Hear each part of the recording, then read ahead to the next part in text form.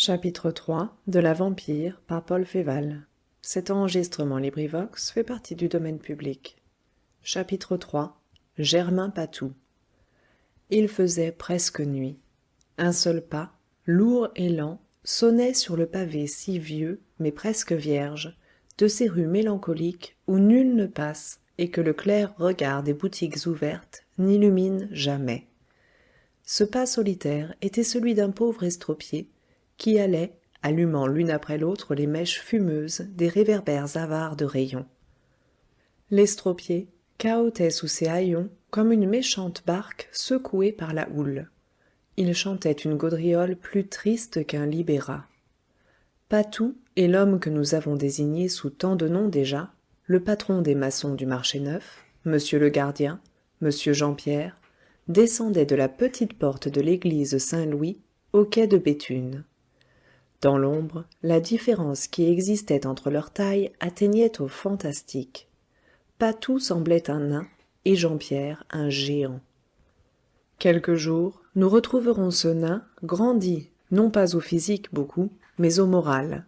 Nous verrons le docteur Germain Patou porter à son chapeau, selon sa propre volonté, le nom de Samuel Hahnemann comme une cocarde, et produire de ces miracles qui firent lapider une fois, à Leipzig, le fondateur de l'école homéopathique, mais qui fondirent plus tard le bronze dont est faite sa statue colossale, la statue de ce même Samuel Hahnemann, érigée au beau milieu de la maîtresse-place, en cette même cité de Leipzig, sa patrie.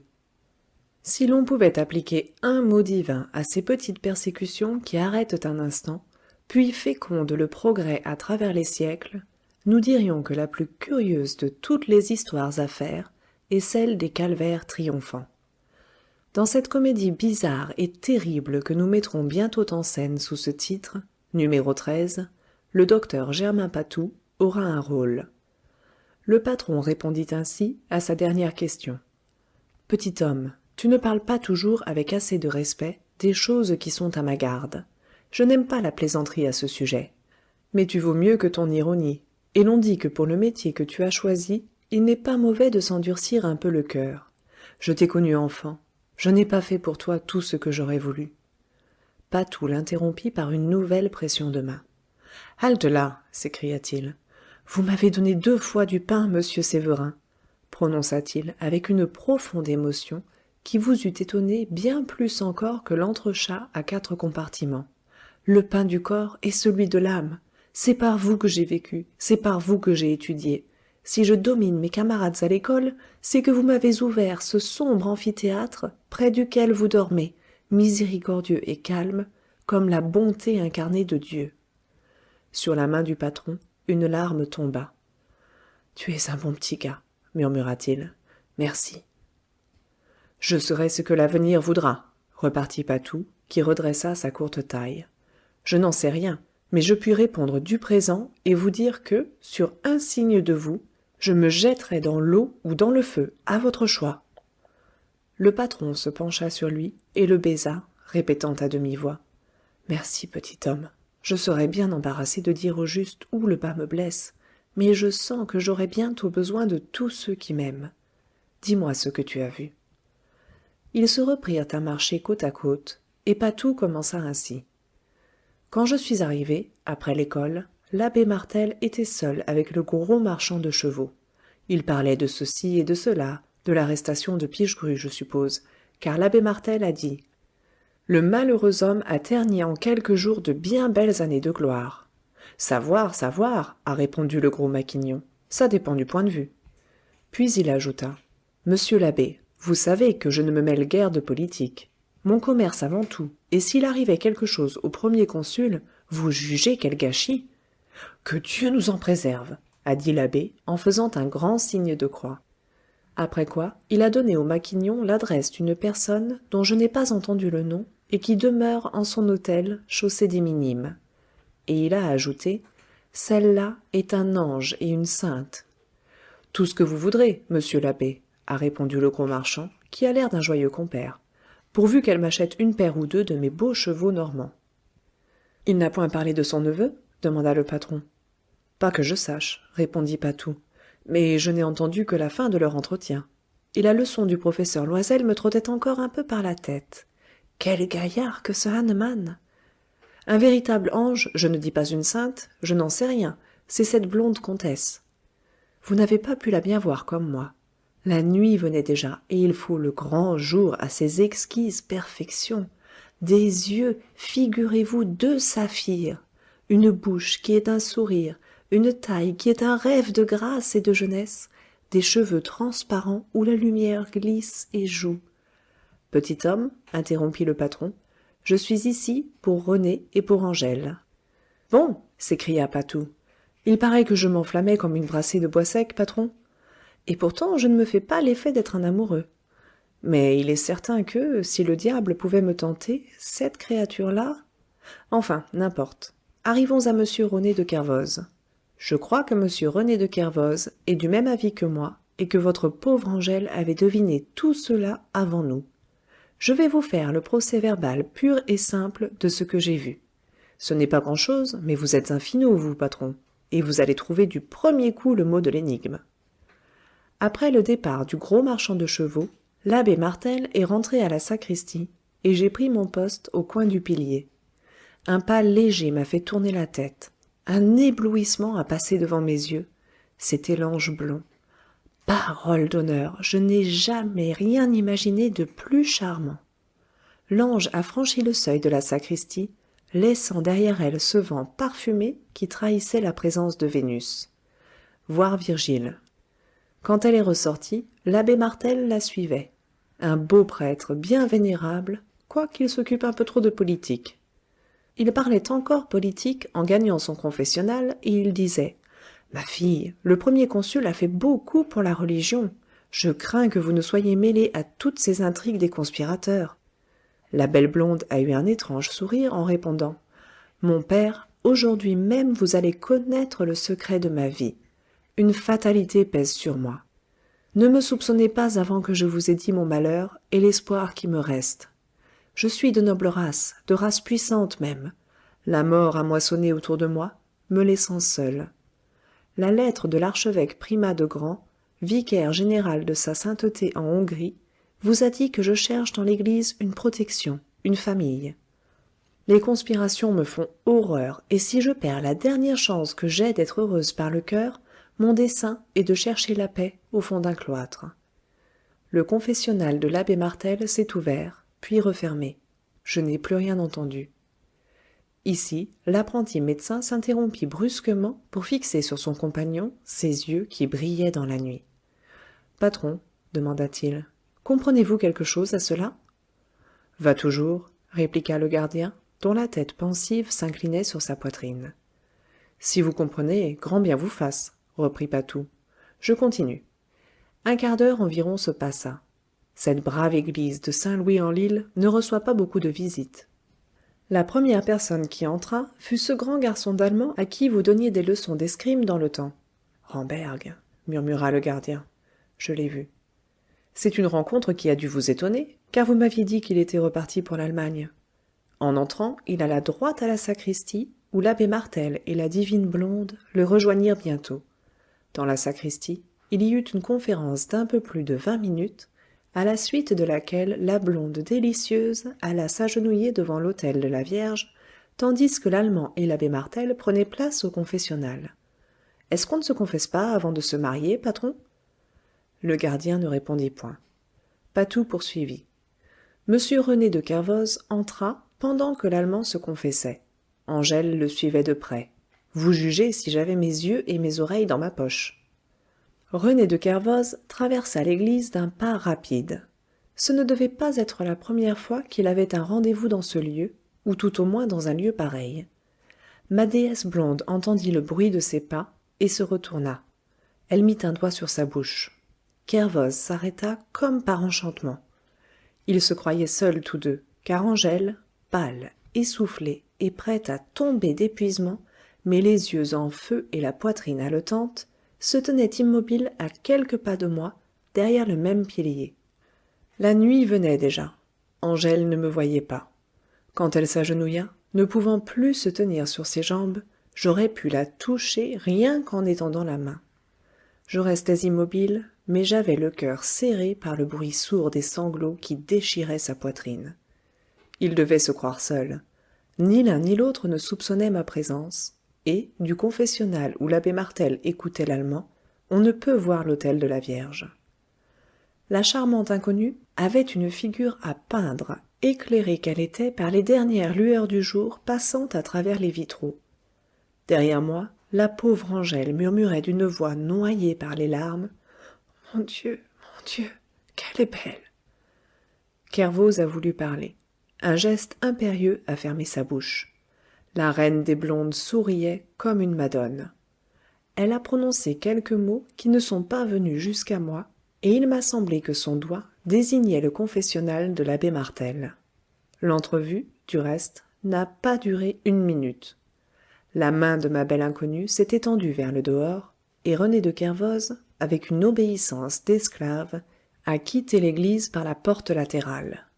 Angèle, la pauvre enfant, s'est relevée en gémissant pour s'élancer encore sur ses traces. Juste à ce moment, la confession de l'allemand prenait fin. Mon inconnue, car elle est à moi aussi, patron, et quoique je sois un assez laid papillon, je me brûlerais volontiers les 2 ailes à ce flambeau diabolique ou céleste. Mon inconnu a rejoint M. de Ramberg, et ils se sont agenouillés l'un près de l'autre. Avant de partir, ils se sont inclinés tous deux devant le confessionnal, d'où est sortie une parole de bénédiction. C'est tout, sauf ce détail que j'ai entendu tomber dans le tronc des pauvres une double offrande, lourde et sonore. Vous savez le reste mieux que moi, puisque vous êtes entrés au moment où ils sortaient ensemble. Maintenant, patron, s'interrompit le petit médecin, qui fixa sur son compagnon ses yeux brillants de curiosité, ayez pitié de moi. Si vous voyez clair, dites-moi bien vite le mot de cette charade, car je grille de savoir. N'est-ce qu'une intrigue galante? La vieille histoire d'une jolie femme jouant sous jambe 2 amoureux? Sommes-nous sur la trace d'un complot? Ce prêtre est-il trompé? Est-il complice? Tout est bizarre là-dedans, jusqu'au gros marchand de chevaux dont la figure m'apparaît menaçante et terrible quand je regarde en arrière. Vous ne répondez pas, patron? Le gardien était en effet pensif et silencieux. Il s'était arrêté au bout de la rue Poultier, devant le parapet du quai qui regarde le port aux vins. La lune, qui se levait derrière les arbres de l'île Louviers, prolongée par les peupliers énormes du mail Henri IV, frappait obliquement le courant de la Seine et y formait un long spectre tout fait de paillettes mobiles. Il n'y a plus d'île Louviers, et les peupliers géants de l'Arsenal sont tombés. Vers l'ouest, tout le long de l'eau, Paris allumait gaiement ses bougies, ses lampes et ses réverbères. Du côté de l'est, c'était presque la nuit campagnarde, car l'île Louviers et le Mail cachaient le quartier de l'Arsenal, et, sur l'autre bord de la Seine, le regard devait aller jusqu'à Ivry, par-delà le jardin des plantes, pour rencontrer quelque lumière. Une seule lueur, vive et rouge, attirait l'œil au coin de la rue de Bretonvilliers. C'était la provocante lanterne du cabaret d'Ézéchiel, le maître de la pêche miraculeuse. Il n'y avait pas une âme sur le quai, mais le silence y était troublé parfois tout à coup par de soudaines rumeurs mêlées d'éclats de rire. Ce bruit venait de la rivière, et pour en connaître l'origine, il eût suffi de se pencher au-dessus du parapet. Les pêcheurs de miracles étaient à leur poste malgré l'heure avancée. Il y avait sur la berge une ligne pressée de bonnes gens qui jetaient l'hameçon avec un zèle patient. Les clameurs et les rires étaient produits par ces petits incidents qui égayent constamment la pêche en rivière de Seine, où l'hameçon accroche plus de vieux chapeaux, plus de bottes noyées et plus de carcasses de chats décédés que d'esturgeons. Chaque déconvenue de ce genre amenait des transports de joie. L'apprenti médecin, qui était évidemment un gaillard à s'amuser de tout, écouta un instant le remue-ménage qui se faisait au bas du mur. Il avait l'air de connaître très bien l'endroit, ainsi que le genre de besogne qui réunissait tout ce monde. Au bout d'1 minute ou 2, il releva la tête vers son compagnon et répéta: « Patron, vous ne répondez pas ?» Le gardien avait mis ses 2 coudes sur le parapet, au-delà duquel son regard plongeait. « Crois-tu à tout cela, toi, Patou ?» demanda-t-il en pointant du doigt la rangée de pêcheurs qui en ce moment se taisaient. « Je crois à tout, » répliqua le petit homme. « C'est moins fatigant que de douter. D'ailleurs, j'ai acheté ici, la semaine passée, un fémur de toute beauté qui semblait désarticulé par un préparateur de l'amphithéâtre. Ah, fit le gardien. Il ajouta: on l'avait retiré de l'eau, ton fémur. Il n'y avait pas séjourné longtemps, repartit Patou, et rien ne m'ôtera de l'idée qu'il y a là-dessous quelque diablerie. Mais tout cela n'est pas une réponse à ma question. En savez-vous plus long que moi, oui ou non? Le gardien s'assit sur le parapet et souleva son chapeau pour essuyer la sueur qui baignait son front dépouillé. Ce qui se passe, là, dit-il, est une énigme pour moi comme pour toi. C'est parce que je ne comprends pas que j'ai peur. Il était ému profondément. Il dit encore: je ne voudrais pas qu'on fît du mal au premier consul, je l'aime, quoique je le soupçonne de vouloir confisquer la République. Mais le premier consul est bon pour se défendre si on l'attaque. Je ne pense pas au premier consul. Angèle, René, ces deux enfants-là sont le sang de mon cœur. Je donnerais ma main droite pour savoir. Une vaillante main, s'écria Patou. Ce serait trop cher. Que ce soit une intrigue d'amour, poursuivit le gardien, une conspiration, ou les deux ensemble, ou encore quelqu'une de ces ténébreuses scélératesses qui profitent des temps troublés pour aboutir, il y a quelque chose. Je sens qu'il y a quelque chose de menaçant et de sanglant. Je saurai le fond de tout ceci. Dussé-je aller jusqu'au préfet de police? Patou eut un ricanement qui ne témoignait pas d'une haute confiance en cet important magistrat. J'irai plus loin s'il le faut, poursuivit le gardien. Il y a déjà un de mes 3 amis d'Allemagne qui a disparu. Si Ramberg disparaît, ce sera dans le même trou. J'avais prévenu le premier, j'avertirai le second. Mais cette femme est belle, et son regard donne le vertige. Vous croiriez? Commença Patou, qui resta bouche béante. J'ai peur, dit pour la 3e fois le gardien. Le petit homme murmura: c'est vrai, son regard donne le vertige. Je commence à comprendre. Il y eut une explosion de cris au bord de l'eau. Tiens bon, Collinet, disait-on. Ferme, Collinet, ne laisse pas aller. Collinet, tu tiens ta fortune, amen. Nos 2 compagnons se mirent au balcon sur le parapet et regardèrent. Aux lueurs de la lune, ils purent voir les rangs des pêcheurs qui se rompaient pour entourer un homme en costume misérable, attelé à une ligne de fond et tirant de toute sa force. Pour le coup, ça doit être une baleine, grommela Patou. Ou un cadavre tout entier, dit le gardien. On vint en aide à Collinet, dont la ligne était solide, et après quelques efforts prudemment dirigés, l'objet pêché parut à fleur d'eau, éclairé par des torches de paille que les assistants curieux avaient allumées. Un formidable éclat de rire éveilla les échos déserts du rivage, depuis le chevet de Notre-Dame jusqu'au quai de la Râpée. « Bravo, Collinet! Collinet a de la chance. Collinet a pêché un pierrot à la ligne de fond avec une boule de terre glaise. Vive Collinet !» L'objet était en effet un pierrot, habillé de pied en cap avec la défroque traditionnelle du bouffon de la comédie italienne, mais ce n'était pas un noyé en chair et en os. Pour un motif ou pour un autre, on avait joué ce tour lugubre aux pêcheurs de miracles de couler à leur place favorite un mannequin bourré de paille et de sable. Le bruit de la berge fut longtemps à se calmer. Collinet, dépourvu de mauvaise honte, fit un paquet des loques qui habillaient le mannequin et les mit aux enchères sur le prix de 40 sous. Patou avait ri d'abord comme les autres, mais la réflexion vint, et il dit: ceux qui ont fait cela devaient avoir un intérêt. Petit homme, répliqua brusquement le gardien, je n'ai plus besoin de toi.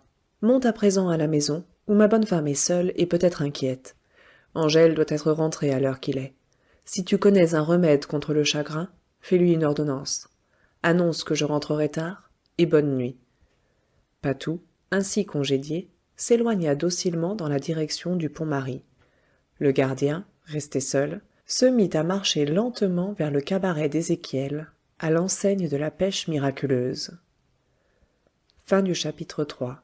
Enregistré par Nadine Ekert-Boulet à Copenhague en décembre 2010.